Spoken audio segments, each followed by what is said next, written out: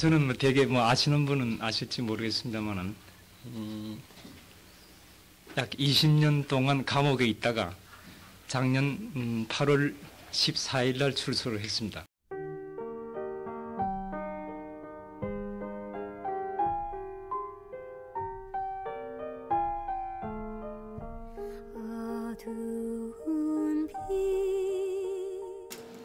선생님이 말씀하시길 우리가 지켜야 될 건 바로 우리 옆에 있는 사람, 우리가 손 잡아줘야 될 사람, 그리고 여기 있는 우리들이 아닐까 생각합니다.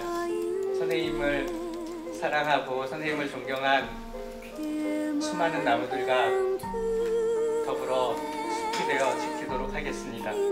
저희는 지금 최고의 스승이자 최고의 친구를 잃었습니다. 선생님의 기억을 언제까지 잊지 않겠습니다.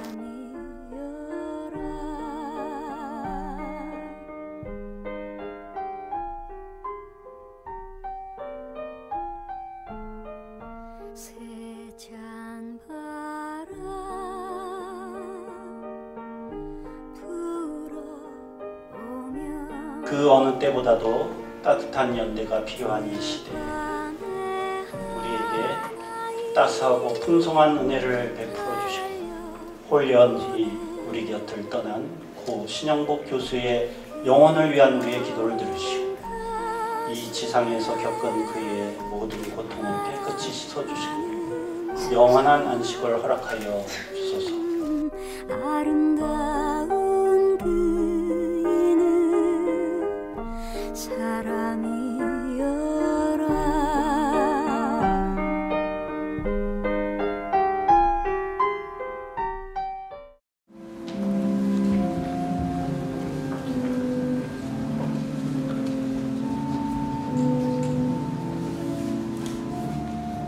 향년 75세. 지난 1월 16일 밤 신영복 선생은 2년간의 암투병 끝에 별세했습니다. 수많은 시민들이 빈소를 찾아 선생을 추모했습니다.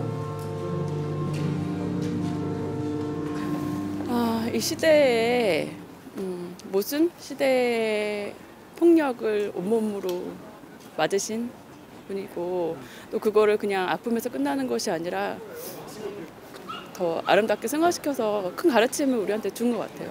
책으로나 아니면 사설로나 아니면 미디어로 뭔가 경종을 울려주시는 그런 대들보 같은 역할을 하셨는데 이제 그런 큰 분이 없어졌다는 그런 생각에 좀 안타깝고 그러네요.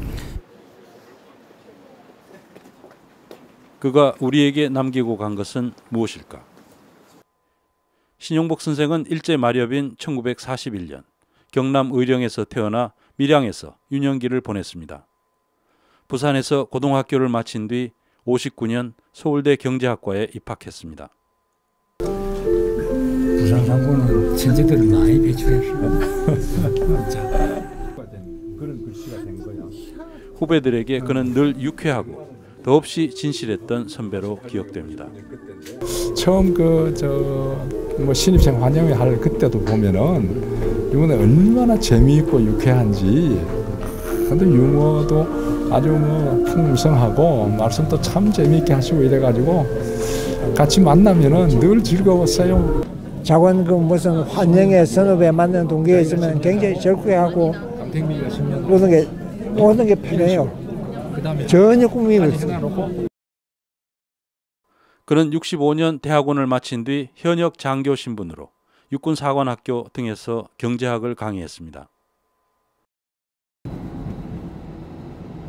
그러던 68년 7월 25일 돌연 중앙정보부에 체포됐습니다. 그때는 뭐 놀랬죠. 그게 난 그날 아침 바로 그 다음 날 얘기를 들었어요. 그때 이제 내가 기억하기로는 그게 사실은 그때 중앙정보부에서 운동권을 이렇게 말하자면 대학 운동권을 한다는 그런 걸로 기획을 한 걸로 알고 있어요. 그리고 한 달 뒤 이른바 통역당 사건이 발표됐습니다. 중앙정보부는 큰 규모의 북한군의 간첩단을 일망타진했다고 밝혔습니다. 북한군의 간첩단은 이른바 무력 적화 통일을 위해 가칭 통일혁명당을 조직하고 대한민국에서의 기반 구축과 민중동기를 획책, 우리나라의 지식층 학생 청년들을 빼서 베트콩식 침수 공작을 준비하다가 일망타진된 것입니다. 그의 이름도 158명의 명단에 포함됐습니다. 당시 박정희 정권은 거의 해마다 대규모 조직 사건을 발표해 왔습니다. 신영복 선생님께서 통역당이라는 명칭을 중앙정보부 들어가서 처음 들으셨다는 거예요. 우리가 흔히 얘기하는 통역당 하면은 북한을 어떤 그 남쪽 혁명의 어떤 지도 세력으로 상정을 하고 하는 그런 거하고는 전혀 상관이 없는 활동을 하셨었던 건데. 재판 결과는 무기징역, 기약 없는 감옥 생활이 시작됐습니다. 교도소 4곳을 옮겨 다니는 사이 20년이 흘러갔습니다. 그중 5년은 독방에 있었습니다. 정말 그 분단이 만들어낸 그 질곡에 의해서 20년을 감옥에서 보내셨고, 그런데 제가 정말 그 선생님께 고마운 건 그 속에서 분단에 뭐랄까 굴복하지 않고 항복하지 않고 그 고통을 안으로 체화하시면서 좀 뭐랄까 그 큰 이 나무 같은 그런 분이셨죠. 시민과 학생들의 민주화 투쟁으로 세상이 조금은 나아진 1988년. 선생은 8.15 특사로 출소했습니다. 28 청년은 어느덧 48, 중년이 되어 있었습니다. 그러나 그의 표정과 눈빛은 20년 전과 다를 바 없었습니다. 그분을 저는 수감생활 마치고 나오시는데도 그런 생활 하신 분 같지가 않게 평화로워 보였어요. 정말 참 인간이 그래야 되는데 우리가 조금 화나고 또 너무 어려움을 당하면은 부정적이기 쉽고 세상에 대해서 불만하고 분노하는데 선생님은 그런 게 없으셨어요. 어떻게 이런 일이 가능했는지 그의 출소와 함께 세상에 나온 이 책 한 권이 설명해 줬습니다. 틈날 때마다 가족에게 써보냈던 옥중 서한을 모아 후배들이 펴낸 책. 거기엔 20년 동안 감옥에서 수많은 재소자와 만나며 젊은 지식인으로서의 추상적인 관념을 깨뜨려간 과정이 고스란히 담겨 있었습니다. 노인 목수가 집 그림을 그리는 순서가 나하고 틀렸어요. 주춧돌부터 그렸어요. 지붕을 맨 마지막에. 깜짝 놀랐어요. 일하는 사람들은 집 짓는 순서대로 그리는구나. 학교에서 책에서 공부한 나는 지붕부터 그리고 있구나. 이런 과정을 반복하면서 자신을 성찰하고 사회와 역사를 새로 이해하게 됐다고 합니다. 선생은 나에게 감옥은 대학이었다고 입버릇처럼 말하곤 했습니다. 돌이켜보면 내가 감옥에서 그런 대로 자기 자신을 꾸준하게 이렇게 키워갈 수 있었던 것은 만나는 사람들을 한 사람 한 사람들을 우리 사회가 담겨 있는 책같이 역사가 담겨 있는 책처럼 그렇게 아주 소중하게 내가 서로 대화했다는 점. 감옥에서 그 밑바닥 사람들하고 접촉을 하면서 새로운 그 알과 이제 진실 이런 데 대한 그 성찰을 하시면서 거기서 그 감옥 안에서 스스로 이 그 내면적 자유를 찾으신 것 같아요. 사람들 사이의 관계를 중심으로 하는 그의 세계관은 이런 과정을 통해 정립됐습니다. 자기가 짐져되는 물리적인 고통은 여러분들도 마찬가지. 막상 당하면 다 감당합니다. 그러나 자기 때문에 고통당하는 사람의 아픔이 자기에게 건너오는 건 그렇게 막을 수가 없습니다. 그래서 기쁨과 아픔의 근원은 관계다. 그런 얘기입니다. 출소 이후 그는 성공에 대해 자리를 잡고 왕성한 저술과 강연 활동을 벌였습니다. 그러면서 머리에서 가슴을 지나 발까지 이르는 지성의 여행, 즉 시대의 변화를 이끌어낼 실천 방식을 고민하기 시작했습니다. 그래서 역사라는 것은 이 직선의 행보를 갖는 게 아니다. 무수한 시행착오와 지그재그 전진과 후퇴를 거듭하면서 나아가는 굉장히 무거운 발걸음이라는 걸 이제 느끼게 되고요. 그 고민의 결과가 함축된 표현이 바로 더불어 숲이었습니다. 축수는 뿌리 부분이 마디가 짧습니다. 올라갈수록 마디가 점점 길어집니다. 이렇게. 그렇죠? 짧은 마디가 만들어내는 강고한 힘이 대나무의 큰 키를 지탱합니다. 축수는 뿌리에서 돋아나죠. 누가 심어주는 게 아닙니다. 뿌리는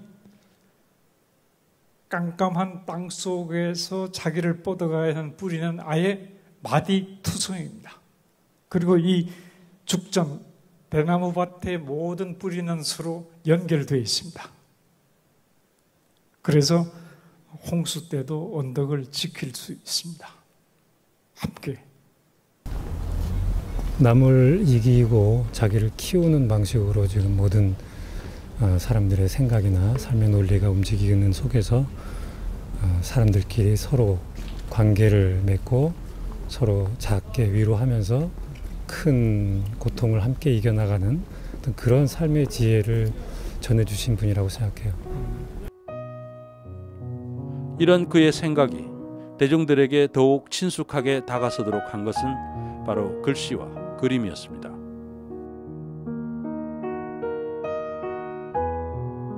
감옥으로부터의 사색에 실렸던 편지의 원본들을 그대로 실은 책 엽서. 수영 생활 20년 동안 자신만의 서체와 화풍을 완성해간 과정이 오롯이 담겼습니다. 민체 또는 연대체로 불리는 선생의 서체는 서민적 형식과 민중적 내용을 가장 효과적으로 담아내는 틀이라고 평가받았습니다. 그는 사회적 연대와 공동체 정신을 지향하는 이들의 요청에 어떤 대가도 없이 글씨를 써줬습니다. 상업적으로 활용된 사례가 단 한 차례 있었지만 나름의 이유가 있었습니다. 여러분들하고 의논을 했죠. 그러니까 상업적 용도로 쓰이는 게 좀 마땅하지 않지만 그래도 가장 서민적인 그런 서체라고 하는 글씨가 가장 서민들이 애용하는 그런 술 이름으로 되는 것도 나쁘지 않다. 그런 견해도 있어서. 뉴스타파가 4년 전 첫 방송부터 사용한 제호도 그의 붓끝에서 탄생했습니다. 네, 뉴스타파라는 독립언론을 만들고자 합니다. 선생님께서 글자를 좀 써주실 수 있겠습니까? 이렇게 부탁을 드렸는데 굉장히 흔쾌히 써주셨습니다. 선생님께서 써주신 이 뉴스타파라는 네 글자에는 이 시대에 꼭 필요한 바른 언론으로서 기능해달라 이런 선생님의 당부와 가르침이 새겨져 있다고 생각을 합니다. 우린 세상 숲속의 나무 어지러운 저 물결 앞에서 가난한 마음 그 마음 그대로 약속하는 것 푸르름을 더욱 간직하는 일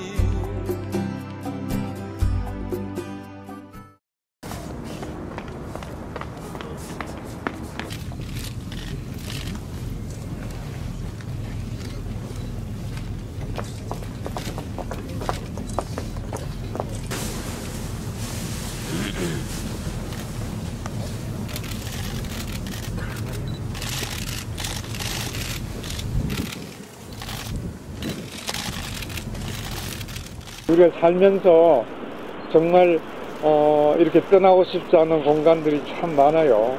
사람도 그렇잖아요. 떠나고 싶지 않은 사람들이 참 많은데 어쩔 수 없잖아요. 이렇게 떠나면서 살아야 되고 중요한 거는 뭘 계속 가지는 것보다는 계속 만나고 만들고 하는 일이 더 중요하지 않을까. 여러 군데 만드세요. 곳곳에 인연도 만들고. 그래서 거기가 또 하나의 매린천 되고. 그렇게 하면 좀 덜 서운하지 않을까. 내가 시냇물 노래 18분인 거 알잖아요. 냇물아 어디로 가니 물어보면 이제 강물 따라서 가고 싶어서 강으로 가고, 강물한테 물어보면 강물아 흘러 어디로 가니? 그러면 넓은 세상 보고 싶어 바다로 간다. 그래서 이게 지금 바다로 가고 있어요. 강 얘기하면서 우리가 잊지 말아야 될 것은 많이 이렇게 시내가 되고 강이 되고 바다가 되는 이런 자기 변화를 우리가 고민해야 되지 않을까. 그래서 넓은 세상 보고 싶어 바다로 간다. 냇물아 흘러 어디로 가니.